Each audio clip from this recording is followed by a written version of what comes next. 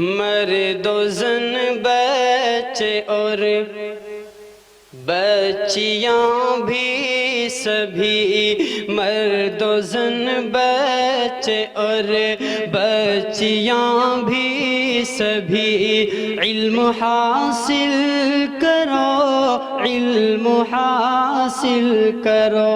جی بہت اچھے سبحان۔ مرد و زن بچے اور بچیاں بھی سبھی، علم حاصل کرو، علم حاصل کرو۔ فخر ہے، بڑا ناز ہے کہ آج ہمیں خوش ہونا چاہیے اور اپنی قسمت پہ ناز ہونا چاہیے کہ آج ہماری شرکت، آج ہماری آمد ایسے ہی اجلاس میں ہوئی ہے کہ جہاں فائدہ ہی فائدہ ہے، جہاں نفع ہی نفع ہے، یہاں خسارے کا کوئی سوال نہیں ہے، یہاں نفع ہے، یہاں فائدہ ہے۔ اس لیے میں آپ کو بتاتا چلوں کہ دینی محفل کسے کہتے ہیں، دینی مجلس کسے کہتے ہیں۔ میرے نوجوانوں، دینی محفل تو وہ ہوتی ہے جس میں دینداروں کا جمع کثیر نظر آئے۔ دینی محفل تو وہ ہوا کرتی ہے جن میں علماء اور صلحاء کی صحبت ملے، جس میں آپ کے دماغ کو سکون ملے،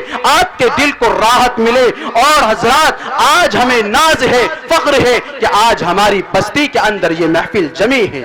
میرے بھائیوں، یہ کوئی دنیاوی جلسہ نہیں ہے، یہ کوئی سیاسی مجلس نہیں ہے، نہ تو اس میں کسی بے شعور کی شاعری اور میں کسی بے شعور کی شاعری، میں مذہبی اور اصلاحی کی شاعری کی مخالفت نہیں کر رہا ہوں۔ اچھی شاعری تو ہمارے آقا جناب محمد الرسول اللہ صلی اللہ علیہ وسلم کو پسند تھی، تعریف بھی فرمائی، اور صحابہ اکرام رضوان اللہ علیہم اجمعین کے اندر بہت سے شاعر تھے، اولیاء نے شاعری کی ہے، متقی لوگوں نے اشعار کے ذریعے اصلاح نفس کا کام لیا ہے۔ اور میں بھی تو درمیان اشعار کہہ رہا ہوں۔ میرے بھائیوں، یہ محفل دنیاوی محفل نہیں ہے، یہ مجلس دین حق کی پروردگی کے لیے سجی ہے۔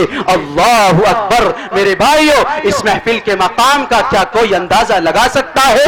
اس محفل کے مقام کا کیا کوئی اندازہ لگا سکتا ہے کہ جس کو ملائکہ رحمت جیسی نورانی مخلوق اپنی جلوہ سامانیوں میں لیے ہوئے ہو، نورانیت کے آغوش میں لیے ہوئے ہو؟ اللہ کے نبی صلی اللہ علیہ وسلم نے فرمایا کہ جس مبارک محفل کے اندر ذکر خیر ہوتا ہے اس کو رحمت کے فرشتے آ کر گھیر لیتے، کہ جس محفل کے اندر ذکر خیر ہوتا ہے اس کو رحمت کے فرشتے آ کر گھیر لیتے ہیں۔ اور کسی شاعر نے کہا ہے کہ ناز کرتے ہیں فرشتے ایسی زمین پر لوگوں جس پہ دو چار گھڑی ذکر خیر ہوتا ہے۔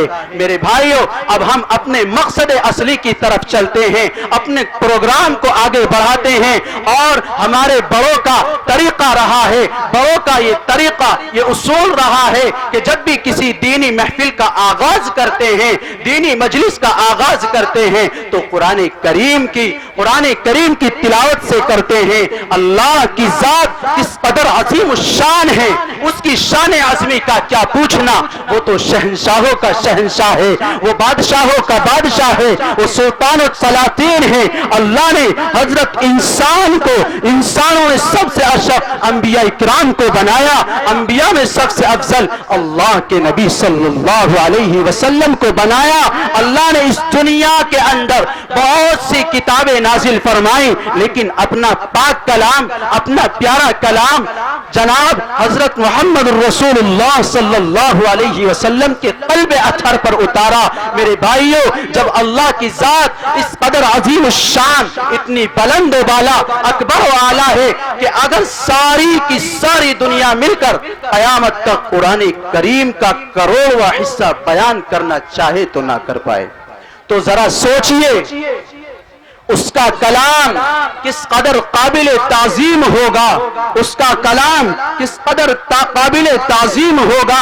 مثال مشہور ہے کلام الملوک ملوک الکلام، کہ بادشاہوں کا کلام कलामों का बादशाह हुआ करता है। तो आइए उस रब्बे जुल जलाल की हम्द व सना के साथ उसके पाक कलाम यानी कुरान करीम की तिलावत से हम अपनी महफिल का आगाज करें। मैं सबसे पहले अपने नौजवान, अपने बुजुर्ग जो रास्ते पर सामने खड़े हुए हैं, ये उलमा की बेअदबी है, ये उलमा के साथ मेरे भाइयों ये अच्छी तरबियत नहीं है, ये अच्छी बात नहीं है कि आप सामने खड़े हुए हैं और हमारे अकाबिर, हमारे उलमा स्टेज पर बैठे हुए हैं। इसलिए आपसे मुअद्दिबाना दरख्वास्त करता हूं कि आप पिंडाल के अंदर तशरीफ ले आए। आ जाओ भाई, जो भाई हमारे सामने खड़े हुए हैं, जो सामने खड़े हुए हैं, आ जाओ भाई, हरकत करिए इंशाअल्लाह।